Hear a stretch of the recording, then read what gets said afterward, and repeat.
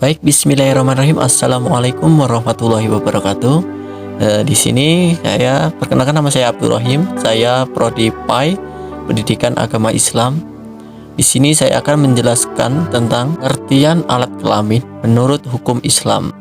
Mari kita let's go.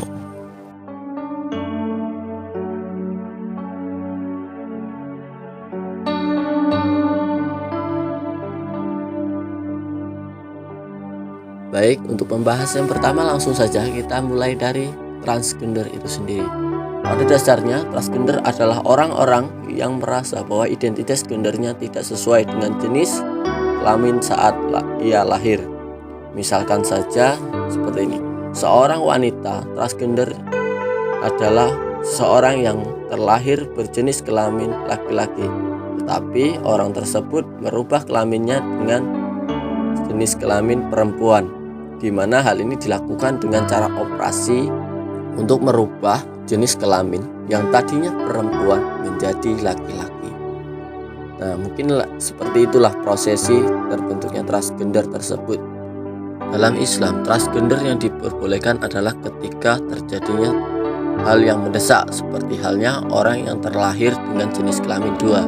Dengan demikian, salah satu dari alat kelamin tersebut harus dihilangkan, di mana hal ini dilakukan dengan cara melihat orang tersebut lebih condong kemana, antara laki-laki atau perempuan. Ketika condong ke perempuan, maka alat kelamin yang laki-laki harus dihilangkan.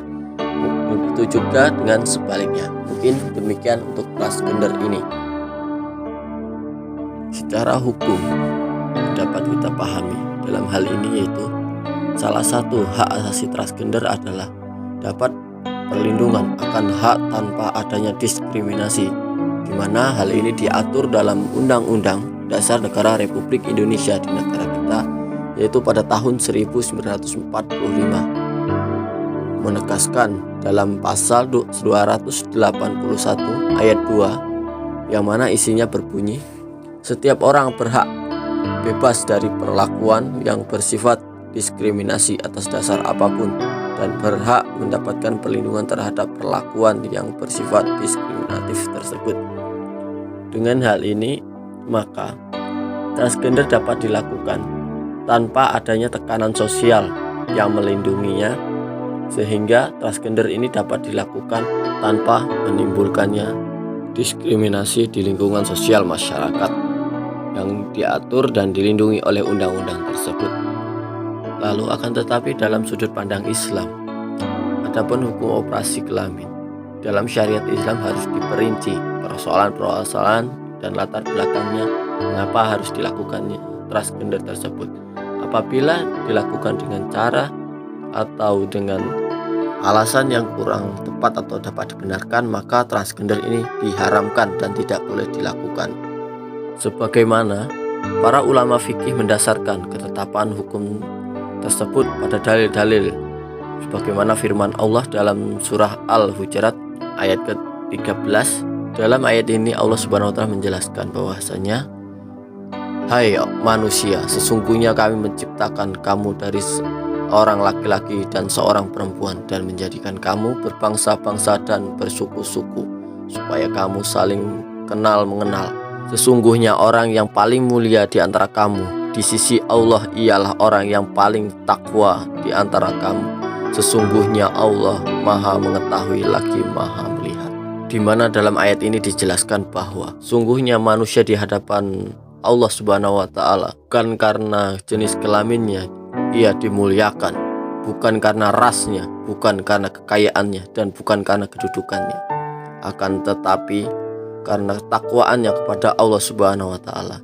Dengan demikian, maka ketika kita kaitkan dengan transgender ini, maka hendaknya manusia itu bersyukur atas apa yang diberikan kepada Allah Subhanahu wa taala. Mensyukuri apa yang diberikan dan menaati apa yang diperintahkan, apa yang diperbolehkan dan apa yang dilanggar, sehingga hal tersebut transgender yang tidak memaksa tidak boleh dilakukan atau haram dilakukan.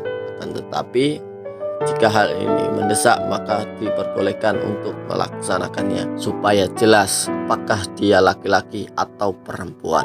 Mungkin demikian untuk penjelasan hukum terkait hal ini.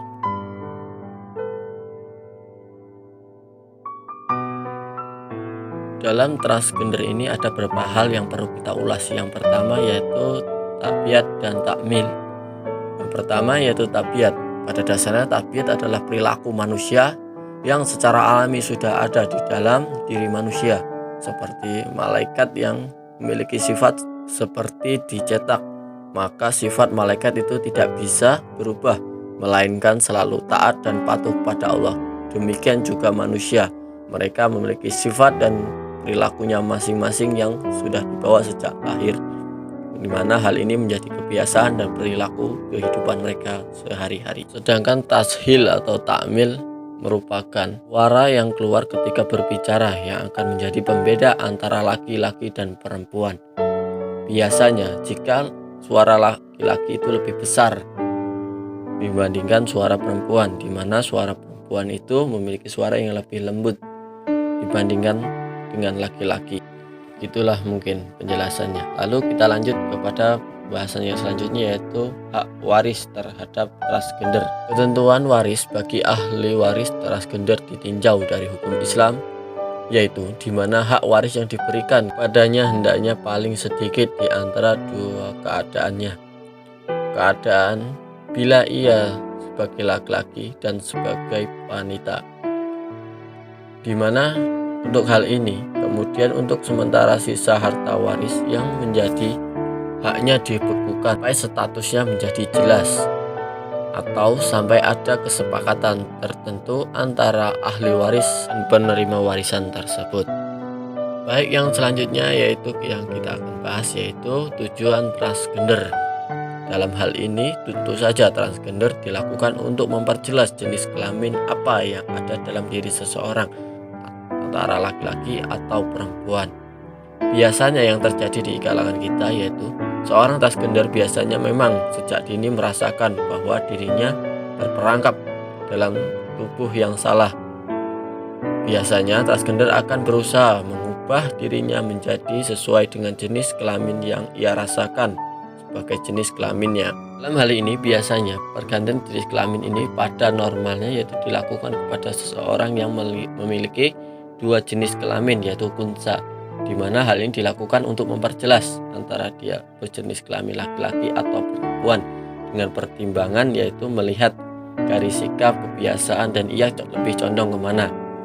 Akan tetapi hal ini banyak disalahi oleh kalangan kita yang ingin merubah jenis kelaminnya sesuai dengan kehendak mereka, mana ia merasa dirinya berada dalam jenis kelamin yang salah, sehingga ia berusaha untuk merubah jenis kelaminnya sesuai dengan ia inginkan, yang tentu saja dalam Islam ini diharamkan karena tidak ada keterpaksaan dan merupakan menyalahi fitrah dan ketentuan Allah, sehingga hal ini sangat tidak baik bagi kehidupan manusia dan ketetapan Allah. Oleh maka itu, ketika kita menemui orang-orang yang akan melakukan transgender ini, baik orang terdekat kita atau orang jauh, ketika kita bisa melakukannya, lakukanlah dengan cara yaitu memberikan pemahaman-pemahaman, ilmu-ilmu yang mengarahkan ia kepada jalan kebenaran, di mana pada sejatinya Allah Subhanahu wa Ta'ala menciptakan manusia dengan bentuk yang sebaik-baiknya. Oleh maka itu hendaknya lah manusia itu bersyukur atas segala nikmat yang diberikan kepada Allah Subhanahu wa Ta'ala kepada hamba-hambanya. Untuk itu kita sebagai manusia hendaklah sangat-sangat mensyukuri atas apa yang telah diberikan Allah Subhanahu wa Ta'ala kepada kita. Dengan demikian, dengan ilmu dan pemahaman yang mantap, maka seseorang akan lebih berpikir untuk melakukan sesuatu dan bertindak sebagaimana yang akan ia lakukan. Oleh maka itu, perlulah kita menggali ilmu sedalam-dalamnya agar kita tidak salah melangkah dan tidak salah bertindak terhadap sesuatu hal. Mungkin ini dapat menjadi solusi terbaik.